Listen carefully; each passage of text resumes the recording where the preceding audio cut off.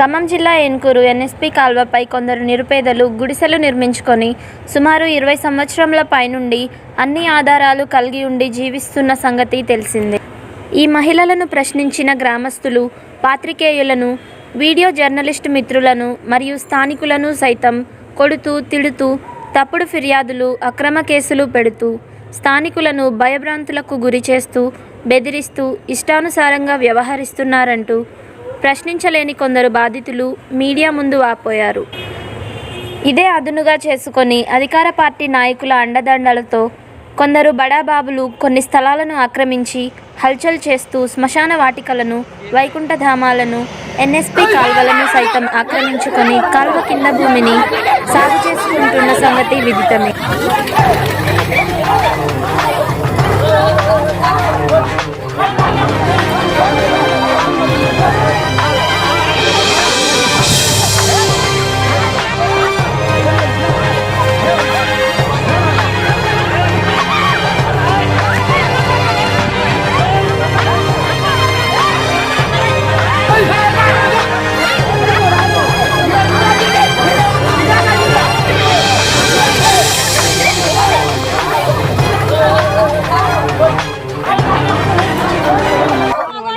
ఇష్టం వచ్చినట్టు కొట్టారు.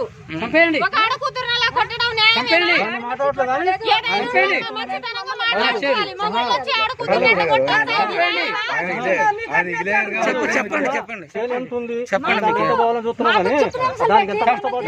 జిల్లా ఏన్కూరు మండలం.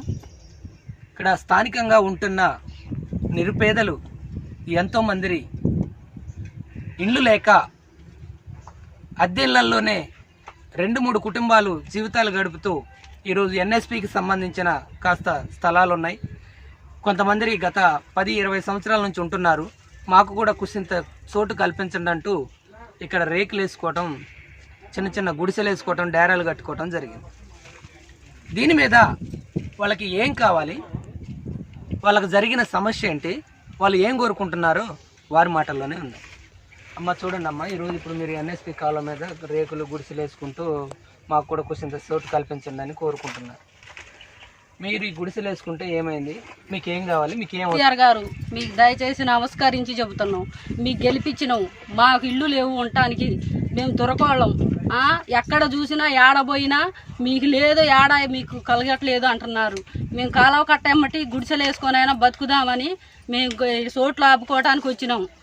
మీకు గెలిపించినందుకు మాకు ఒక 3 రేకులు పట్టే మందం, మాకు మీకు దయచేసి చోటు కలిపియండి.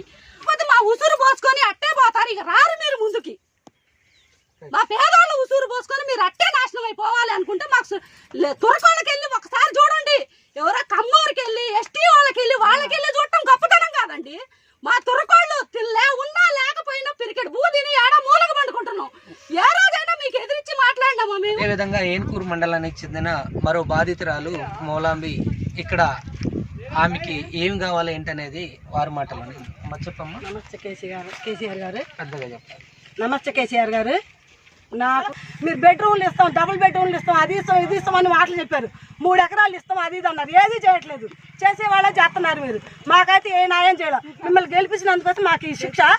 లేకపోతే మేము ఆడుకుంది అలా చెప్పండి. మరి మా పిల్లగాళ్ళు మీ ముందు తాగితే చచ్చిపోతాం. మీ పేరు చెప్పండి. మరి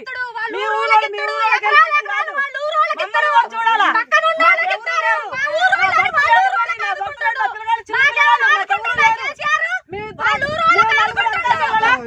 చెప్పండి. కోటర్సులు వచ్చినాయా? మరి ఏమొచ్చినాయి?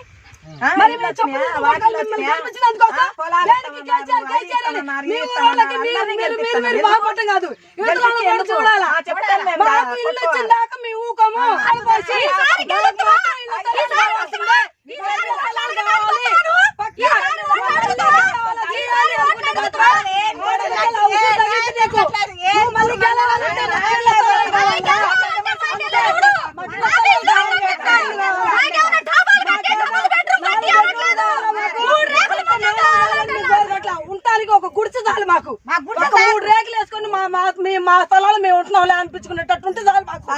కుక్కలు కట్టి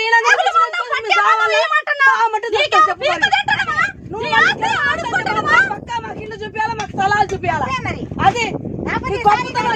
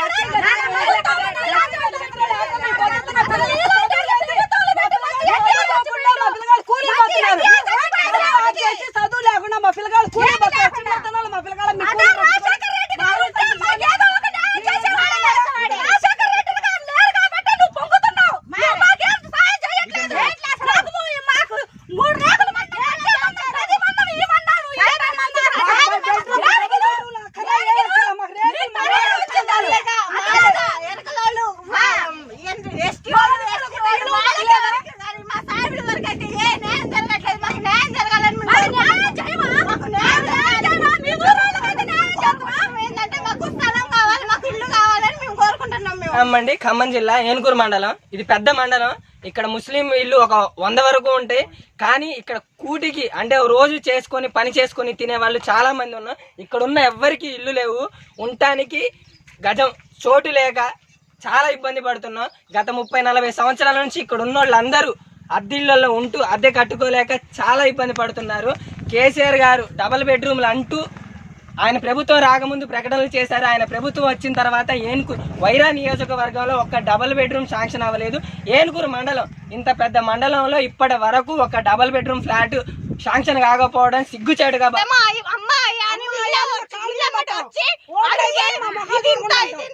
వచ్చి చెప్పిపోతున్నారు.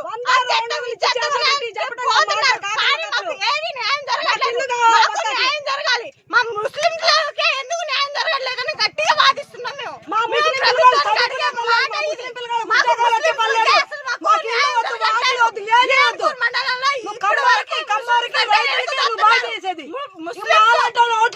వేపించుకోలేదా? మేము వేయకుండా నువ్వు గెలిచినవా?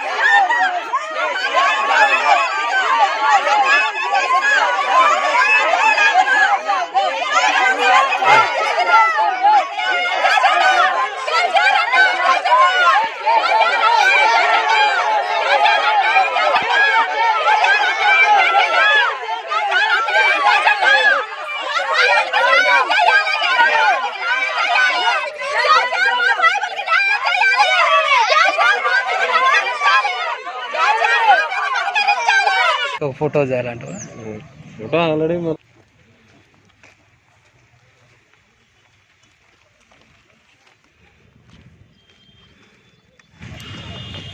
నేను ఖమ్మం జిల్లాకు చీఫ్ ఇంజనీర్ ఇరిగేషను. నా జ్యూరిడిక్షన్లో మొత్తం ఇరిగేషన్ డిపార్ట్మెంట్ కింద 1409 మైనర్ ఇరిగేషన్ ట్యాంక్స్ అంటే చెరువులు కుంటలు ఉంటాయి. మీడియం ఇరిగేషన్ ట్యాంక్స్ ఏమో ఒక 3 ఉంటాయి. ఒకటి పాలేరు వైరా అండ్ లంకనాలు 98 కిలోమీటర్ల రేంజ్ ఉంటుంది, 98.2 కిలోమీటర్లు. దీని కింద ఆయకట్టు 2,54,000 ఎకరాల ఆయకట్టు ఉంటుంది. అయితే మనం ఎప్పటికీ దీని ద్వారా వాటర్ ఇడిచినప్పుడు ఎక్కడెక్కడైనా బ్రీచెస్ కాకుండా దీని మీద లస్కర్లను ఏర్పాటు చేసినాము. వాళ్ళు వాటర్ రెగ్యులేషన్ చూసుకుంటారు. దాని కింద ఏఈలు ఉంటారు, డిఈలు అండ్ ఈఈలు ఉంటారు.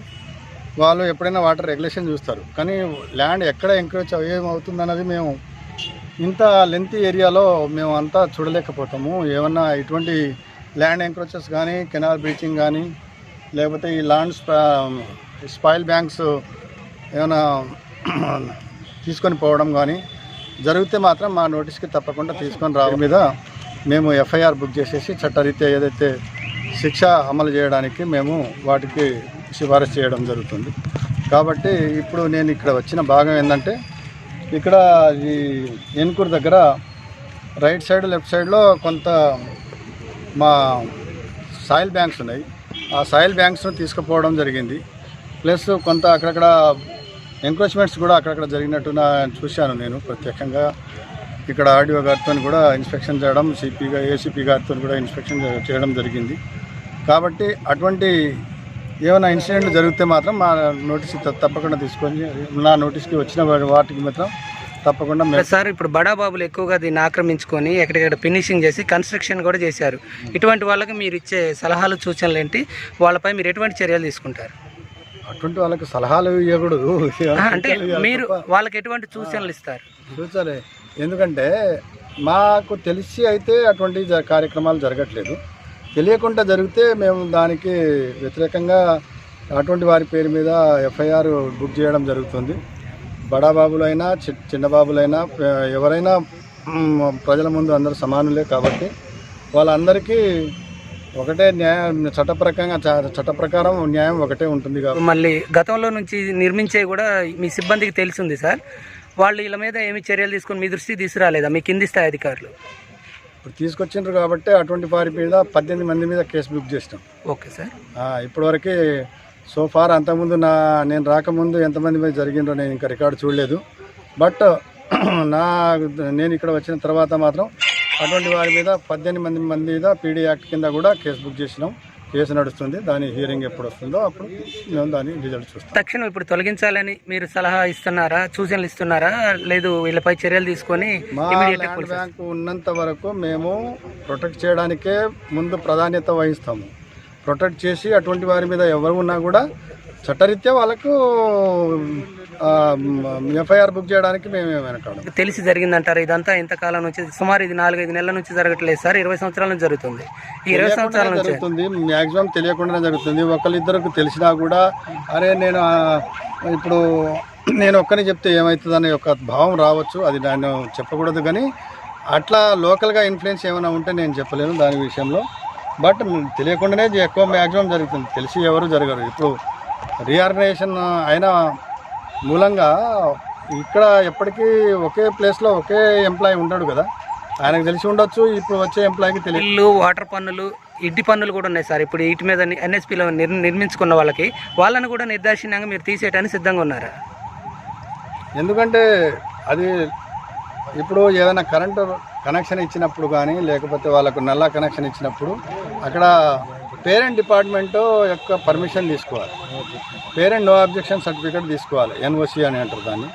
ఎన్ఓసి ఎందుకు తీసుకోవాలి? ల్యాండ్ ఒకరిది పట్టాలు ఇవ్వడం ఇంకొకరిది బాధ్యత అని ఉన్నప్పుడు ఈ రకమైన వ్యత్యాసాలు జరుగుతుంటాయి. కాబట్టి దీన్ని నివారించుకుంటేనే మంచిదని నేను అనుకుంటున్నాను. గ్రామ పంచాయతీ అధికారులు ఇది ఎన్ఎస్పీ దాన్ని తెలియకుండానే పర్మిషన్ ఇచ్చి కరెంటు మీటర్కి, వాటర్ పన్నుకి అవకాశం ఇచ్చారంటారా? వాళ్ళకు కూడా తెలియకుండా ఇచ్చి ఉండొచ్చు. స్థానికులు డైలీ వాళ్ళు వెరిఫికేషన్లో ఉంటారు కదా, వాళ్ళకి తెలియకుండా ఇవ్వడం అనేది కరెక్ట్ కాదు అనేది మా అభిప్రాయం. అది అటువంటిప్పుడు ఇన్స్పెక్షన్లో తెలుస్తుంది, జాయింట్ ఇన్స్పెక్షన్లో తెలుస్తుంది. వాళ్ళకి అన్ని రకాల ఆధారాలు ఉన్నాయి, మీరు ఏ బేస్ మీద చేస్తారనేది మా ప్రశ్న. ఆధారాలు ఇవ్వడము ఇప్పుడు డిపార్ట్మెంట్ ఎవరి దగ్గర నుంచి పర్మిషన్ తీసుకోవాలో వాళ్ళ దగ్గర నుంచి పర్మిషన్ తీసుకుంటే ఉత్తమం. పర్మిషన్ తీసుకోకుండా ఆధారాలు కొన్ని ఉండొచ్చు. అటువంటిప్పుడు ఈ అన్ని డిపార్ట్మెంట్ యొక్క ఒపీనియన్ తీసుకొని దాని తర్వాత చర్యలు. ప్రస్తుత ప్రభుత్వమే చెప్తుంది కదా 10 సంవత్సరాలు ఎవరైతే ఉంటారో ల్యాండ్ మీద వాళ్ళకి అన్ని రకాల ఆ రకంగా హక్కు. బట్ ఇరిగేషన్ చట్ట ప్రకారం దానికి మా హక్కులు మా ఇచ్చే చట్ట ప్రకారం మేము యాక్షన్ తీసుకుంటాం.